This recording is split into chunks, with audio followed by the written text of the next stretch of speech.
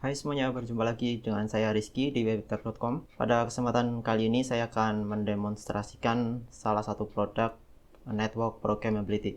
Jadi sebenarnya saya itu ingin sharing tentang pengenalan network programmability kepada teman-teman. Tetapi agar teman-teman lebih tertarik, alangkah baiknya jika teman-teman melihat dulu apa saja sih yang bisa kita lakukan dengan network programmability. Nah, salah satunya ini kita akan membuat static DHCP list authorization menggunakan Telegram. Nah, untuk demonstrasi ini saya menggunakan perangkat MikroTik ya. Mungkin teman-teman kalau pernah menggunakan MikroTik mungkin pernah melakukan pengiriman notifikasi.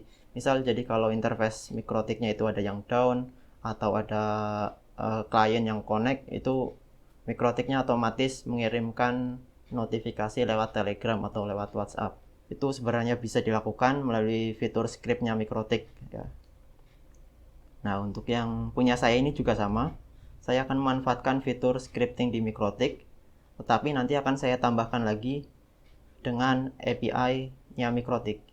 Jadi selain si MikroTik ini bisa mengirimkan notifikasi, si MikroTik ini juga bisa menerima perintah dari luar, dalam arti si administrator ini. Jadi administrator ini dia nanti ngonfig MikroTik bukan lewat Winbox, tapi lewat Telegram. Sederhananya seperti itu. Jadi nanti ketika ada klien yang connect ke router, dia kan dapat DHCP list. Nah, nanti dia akan men-trigger script ini. Dia akan men-trigger script ini, dan script ini tuh nanti fungsinya untuk mengirimkan notifikasi ke API servernya. Dan nanti si API servernya ini dia mengirimkan notifikasi atau meneruskan notifikasinya ke Telegram account si administrator tadi. Isinya itu berisi informasi apakah device yang mau terhubung itu boleh diizinkan atau tidak. Nah, nanti si administrator itu bisa mengizinkan dengan mengklik tombol allow atau menolaknya dan mengklik tombol deny.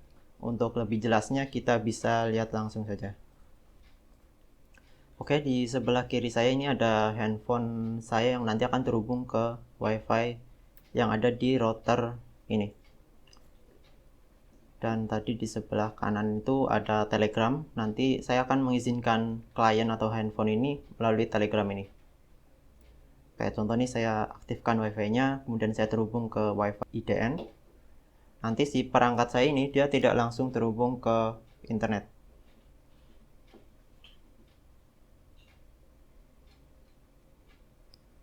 Nih, contoh saya ping ke 888 dari handphone, dia tidak langsung terhubung. Dan di Telegram itu ada notifikasi seperti ini. New device connected, apakah akan diizinkan atau ditolak. Nah, kalau saya klik deny, nanti device ini akan tetap tidak bisa connect ke internet. Dan kalau saya ingin device ini terhubung ke internet, saya harus mengizinkannya dulu lewat Telegram dengan klik tombol allow ini. Contoh saya klik. Nah, ini nanti akan ada balasan device allowed. IP-nya ini, MAC address-nya ini. Nah, sekarang kalau saya ping lagi, ini ada respon ya. Pingnya itu reply. Dan device saya sekarang terhubung ke internet.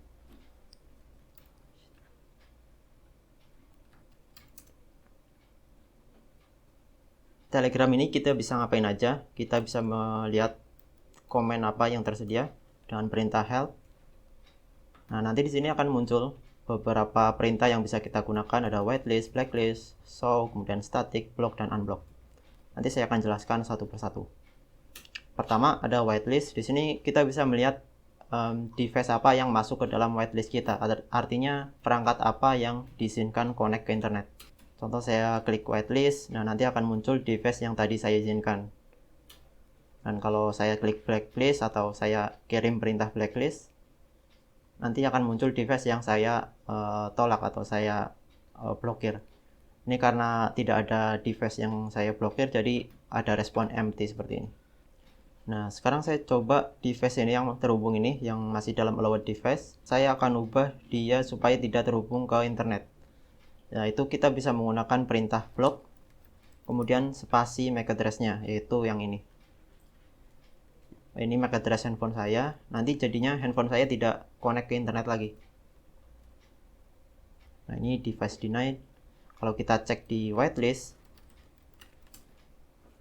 itu udah kosong, whitelist is empty.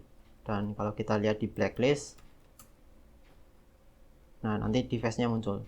Dan sekarang kalau saya ping lewat handphone saya, itu tidak bisa ke internet ya, timeout.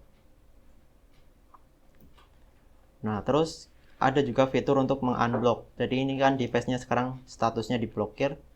Saya akan menghapus device-nya dari daftar blokir ini. Caranya menggunakan perintah unblock, kemudian spasi MAC address-nya.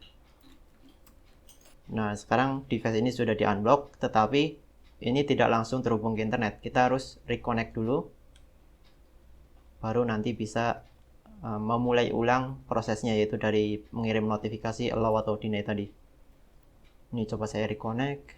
Nah, nanti di Telegram muncul seperti ini. Ada perintah allow atau deny. Nah, contoh sekarang saya allow lagi.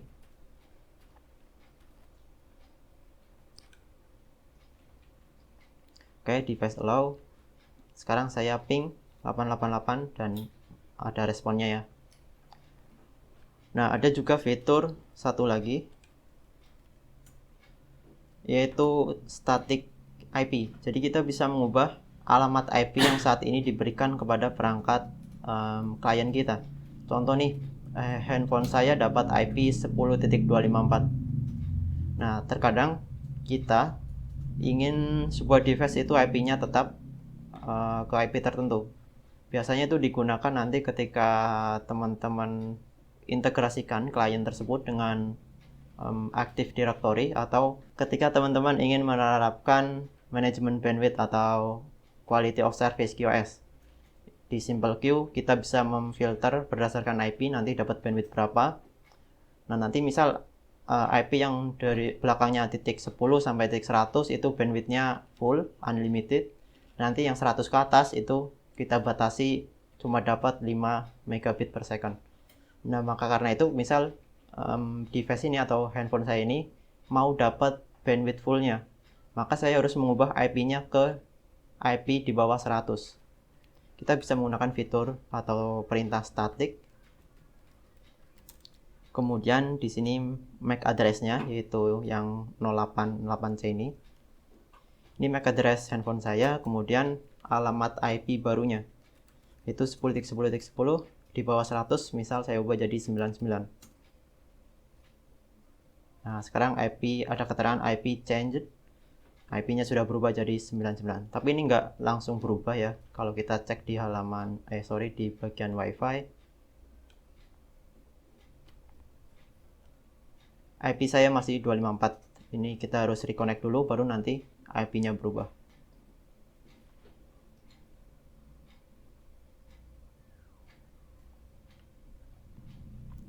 Nah, ini IP-nya sekarang jadi 10.99. Oke, jadi itu ya gambaran tentang program saya ini, Static DHCP List Authorization menggunakan Telegram.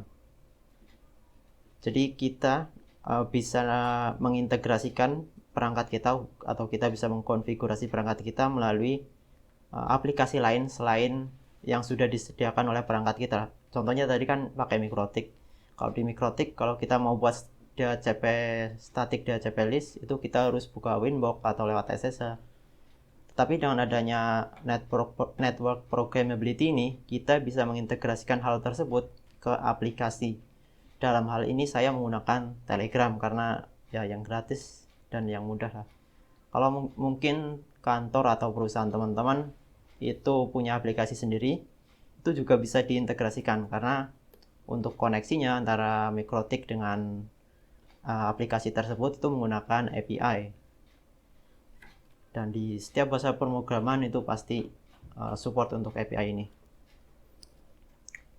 Nah, berikutnya saya akan sedikit menjelaskan workflow-nya. Jadi bagaimana sih interaksi antara perangkat MikroTik kita, router kita dengan API server, dengan Telegram server. Tetapi ini secara garis besarnya saja, saya tidak akan menjelaskan codingannya atau programnya.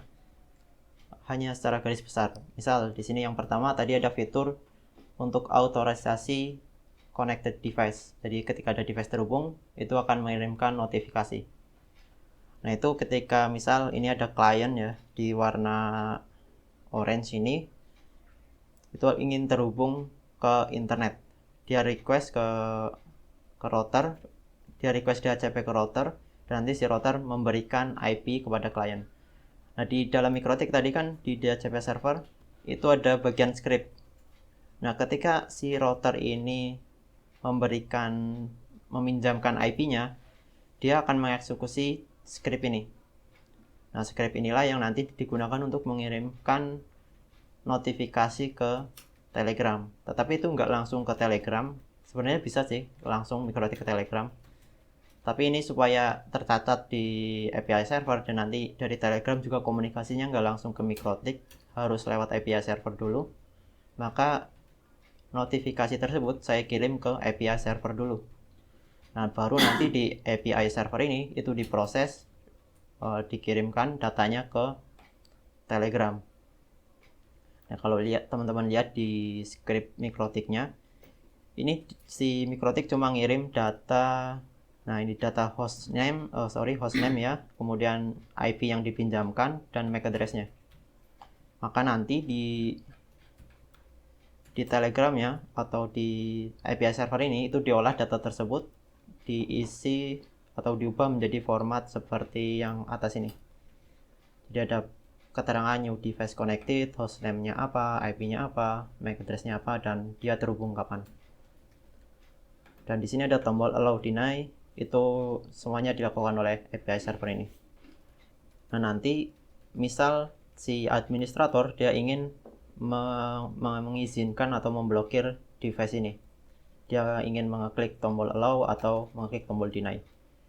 Nah, respon tersebut nanti dari aplikasi Telegram itu dikirim dulu ke Telegram server. Nggak mungkin dia langsung kirim ke mikrotik, itu nggak mungkin.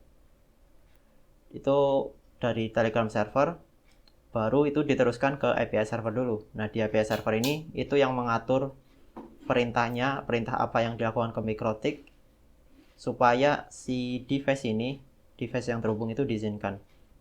Nah, contoh nih, pertama ketika si API server ini menerima respon dari administrator, misal allowed atau denied ya, dia akan ngecek dulu apakah MAC address-nya masih terhubung atau masih ada atau tidak dengan menggunakan mikrotik API. Komunikasinya lewat mikrotik API, perintahnya itu kurang lebih seperti ini. IP DHCP server list get all, kita filter berdasarkan MAC address-nya, kemudian yang dinamiknya itu yes. Setelah itu kalau masih ada, dia akan membuat DHCP list ini jadi static. Ya, perintahnya ya IP DHCP server list MAC static, MAC address-nya berapa. Nah, untuk yang tadi ini kan mendapatkan informasi MAC address-nya, itu kita pakai mikrotik API-nya langsung. Nah, untuk mengirimkan komennya ini kita tadi pakai NetMiko. Jadi kita punya dua jalur. Kalau untuk mengambil data kita pakai Router OS API. Kalau untuk mengirimkan perintah konfigurasi kita menggunakan NetMiko. Kenapa kok kita menggunakan dua jalur seperti itu atau dua tools? Pertama, alasannya itu karena kalau untuk mengambil data itu lebih enak kita pakai Router OS API karena data yang diberikan itu langsung berupa JSON atau berupa data yang lebih mudah diolah lah. Kalau kita pakai IP DHCP server print misalnya pakai komen biasa, itu kan datanya masih plain text yang bisa membaca cuma manusia. Kita butuh parsing dulu sehingga bisa diolah oleh bahasa pemrograman. Nah, terus kenapa untuk mengirim komennya kita menggunakan NetMiko? Nah, itu sebaliknya. Kalau NetMiko itu nanti teman-teman itu lebih familiar komennya, misal ini MAC static, komennya itu seperti ini. Jadi lebih fleksibel dan lebih mudah. Teman-teman nggak harus mikir lagi kalau mau konfigurasi MAC static seperti ini, itu pakai format yang seperti apa di Router OS API. Nah, sebenarnya nggak ada perintah MAC static di Router OS API. Yang ada itu kalau nggak salah cuma menambahkan DHCP atau menambahkan apa, kemudian mengedit. Tapi kalau MAC static itu nggak ada. Makanya saya menggunakan NetMiko untuk pengiriman komennya. Nah, nanti kalau yang dikirim atau balasan dari administrator itu allow, maka nanti yang execute itu ini. Pertama diberi komentar. Komentar ini saya setting ke tanggalnya ya. Jadi tanggalnya akan saya masukkan ke komentar. Atau bisa juga nanti komentar teman-teman bisa modif. komentarnya itu berupa misal ini device siapa, dikasih nama device siapa ini, itu dimasukkan ke komentar juga bisa. Setelah itu kita tambahkan ke ARP list. Kenapa kita tambahkan ke ARP list? Karena MikroTik ini interface-nya, yang interface WiFi tadi itu saya setting ARP-nya reply only. Kenapa? Ya supaya device yang dapat IP nggak langsung terhubung ke internet. Kita harus menambahkan ARP-nya di MikroTik secara manual, baru bisa terhubung. Nah, kalau di balasan dari administrator itu deny, maka perintah yang dijalankan itu yang bawah. Aduh, ini kok mengganggu. Ini IP DHCP server list set MAC address-nya berapa, address-nya kita set 00. Kenapa 00? Supaya nanti IP-nya itu bisa dipinjamkan lagi ke device lain. Kemudian block access-nya kita set ke yes. Jadi di DHCP server list itu akan ada block access nih. Block access kita checklist, nanti si MAC address-nya itu nggak bisa terhubung ke jaringan. Nah, itu baru fitur authorized connected device. Sementara tadi kita kan ada fitur untuk melihat whitelist dan blacklist. Intinya sama sih kayak tadi kan. Kalau untuk melihat whitelist dan blacklist itu kan yang menginisiasi si administrator. Dia mengirim perintah whitelist atau blacklist ke Telegram. Baru dari Telegram server itu diteruskan dulu ke API server. Nah, di API server ini tuh diatur perintah apa yang digunakan supaya nanti muncul device yang diizinkan atau device yang diblokir. Ini kalau yang device yang diizinkan, perintahnya itu IP DHCP server list get all. Kita filter dinamiknya itu no, artinya yang udah static, dan blocknya itu no. Nah, kalau yang blacklist itu sama, cuma blocknya itu yes. Nanti balasan itu dikirimkan ke Telegram, sama kayak tadi. Ini show device information berdasarkan MAC address juga sama cara kerjanya kayak tadi. Kemudian mengubah IP yang dipinjamkan atau list IP address. Jadi kalau di Telegram tadi si administrator menggunakan perintah static spasi MAC address-nya spasi alamat IP barunya. Nah, dari Telegram itu diteruskan ke Telegram server, baru dikirimkan ke API server. Nah, API server ini mengolah data tersebut, kemudian diubah jadi perintah atau komen MikroTik. Nanti dikirimkan lewat NetMiko atau dikirimkan melalui router OS API. Komennya itu untuk apa? Komennya itu untuk mengubah IP address di DHCP listnya. Ini ya, IP DHCP server list set, MAC address-nya berapa, address-nya itu alamat IP yang baru tadi. Nah, kemudian di ARP-nya itu juga diubah. Jadi kita cari MAC address-nya, kemudian kita setting IP-nya yang baru supaya nanti update database-nya. Nah, baru nanti si router mengirimkan balasan ke API servernya apakah perintahnya berhasil dijalankan atau enggak. Baru nanti di API server ini itu diteruskan ke Telegram. Nah, nanti tampilannya jadi seperti ini. IP changed, hostname-nya, kemudian MAC address, old IP atau IP lamanya, kemudian IP barunya. Kemudian block untuk fitur block allowed device. Jadi device yang diizinkan sekarang kita ingin masukkan ke daftar hitam atau ke device yang diblokir. Oke, proses awalnya sama ya kayak tadi, administrator ngirim perintah lewat Telegram, Telegram meneruskan ke API server. Cuma di sini perintahnya nanti dari API server ke MikroTik itu berbeda. Nah, ini kalau mengubahnya itu tinggal kita ubah yang tadinya block aksesnya itu no, sekarang kita set block aksesnya jadi yes. Jadi nanti alamat IP atau device ini, device dengan MAC address ini itu di set block aksesnya yes.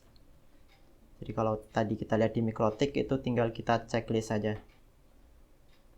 Ini block aksesnya kita checklist itu sama dengan yes yang ini. Tapi ini konfigurasinya lewat API ya. Kalau kita manual kan lewat Winbox atau lewat SSH. Kita harus buka Winbox, kita harus nyari MAC address-nya, kemudian kita baru checklist.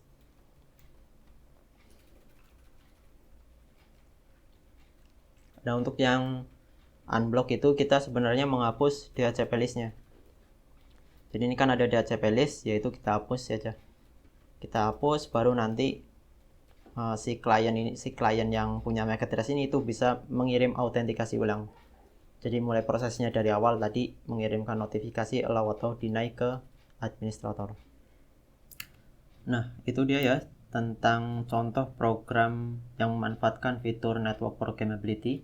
Jadi ketimbang kita selalu menyuruh si network engineer atau si administrator jaringan di kantor kita atau di perusahaan kita, itu kita bisa mengintegrasikannya ke aplikasi. Jadi nanti siapa saja bisa melakukan autorisasi. Misalnya tadi kita akan autorisasi device yang terhubung. Itu bisa lewat Telegram atau bisa lewat WhatsApp, atau kalau punya aplikasi sendiri itu juga bisa. Ketimbang kita harus login lewat Winbox atau lewat SSL, kemudian mencari DHCP listnya berdasarkan MAC address, kemudian kita setting manual, itu akan sedikit lebih ribet dan tidak semua orang bisa mengkonfigurasinya. Harus orang yang sudah paham atau yang sudah pernah konfigurasi. Nah, kalau orang awam, misal si administrator kantor, atau kalau di kantor itu mungkin ada resepsionis atau apa, itu kan dia nggak paham jaringan, dia nggak tahu apa itu Winbox, apa itu MikroTik. Jadi dia bisa nanti membacanya itu lewat aplikasi tadi. Nah, mungkin kelemahan fitur ini itu karena di sini hostname-nya kadang random ya. Nggak semua orang men-setting hostname-nya kalau di perangkat Android ya terutama. Kita mungkin kalau banyak orang yang terhubung ke WiFi atau ke jaringan kita, itu akan sulit mengidentifikasi ini device-nya siapa, ini perangkatnya siapa. Nah, mungkin ini baru bisa diimplementasikan kalau yang terhubung atau kliennya itu sedikit atau nggak banyak. Nah, berikutnya kalau teman-teman ingin menggunakan program ini atau ingin mempelajari program ini, teman-teman bisa buka GitHub saya di github.com/xdenroot, cari repository MikroTik scripting. Nanti ada tampilan seperti ini. Teman-teman buka yang folder static DHCP and IRP authorization. Nah, di situ ada scriptnya. Nah, script itu nanti yang digunakan untuk API servernya, yaitu yang main.py ini menggunakan framework Python namanya Flex. Itu untuk web servernya atau yang akan kita jadikan API server. Nah, selebihnya nanti konfigurasi di MikroTik itu ada di keterangan yang readme.md ini. Ini pertama kita deploy API servernya. Kita pakai Python 3 ini tesnya ya. Jadi kalau Python 2 mungkin nggak support, harus Python 3. Ini contohnya saya menggunakan 3.8. Ini cara-caranya ada di sini. Nah, ini ada variabel-variabel yang harus kita setting. Contoh API bot ini itu adalah API bot Telegram kita. Teman-teman bisa cari di Google untuk cara mendapatkannya. Kemudian chat ID juga ini terkait dengan Telegramnya tadi. Kemudian router itu alamat IP router. Router user itu adalah user yang digunakan untuk login SSH-nya. Router password ya passwordnya. Kemudian DHCP interface ini adalah interface yang digunakan atau yang mengarah ke klien tadi.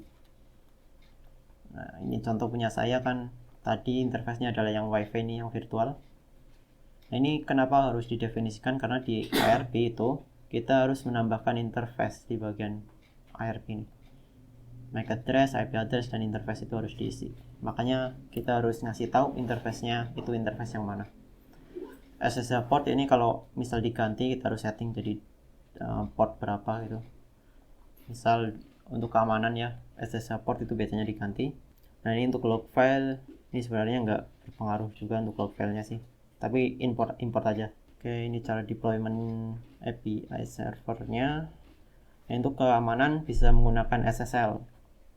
Karena router OS API ini untuk library Python-nya dia mengirimkan datanya secara plain text. Untuk router terbaru dia pakainya plain text. Nah, maka kita harus amankan lagi dengan SSL supaya datanya itu nggak bisa terlihat di tengah jalan. Ini cara config-nya udah ada di readme.md-nya. Nah, ini konfigurasi di sisi routernya. Yang pertama tadi kita harus setting di bagian interface. IRP-nya itu reply only supaya nggak langsung terhubung kliennya. Nah, kemudian di IP DHCP server, di IP DHCP server di bagian database servernya itu kita tambahkan scriptnya. Scriptnya ini di bagian database server TypeScript. Ini tinggal kita ubah aja alamat webnya. Alamat webnya itu pastikan alamat web server kita tadi. Tinggal diubah di sini. Selain itu biarkan aja apa adanya. Oh ya, untuk web servernya ini itu harus bisa diakses dari internet ya. Kenapa? Ya karena nanti API server ini akan berinteraksi dengan Telegram server. Telegram itu kan pakainya webhook. Nah, dia webhook itu dikirimkan ya lewat IP public, nggak mungkin masuk ke jaringan lokal. Dipastikan API servernya ini terhubung ke internet. Nah, untuk komunikasi dari API server ke router itu bisa pakai VPN atau bisa pakai apalah, terserah, yang penting bisa komunikasi. Oke, itu dia ya tentang salah satu contoh implementasi network programmability. Jadi kita bisa mengintegrasikan atau mengkonfigurasi perangkat kita melalui aplikasi yang kita buat sendiri. Kita bisa menambahkan fitur yang belum ada di router atau di perangkat kita melalui network programmability. Nah, selanjutnya untuk penjelasan network programmability lebih lanjut mungkin akan saya jelaskan di video terpisah.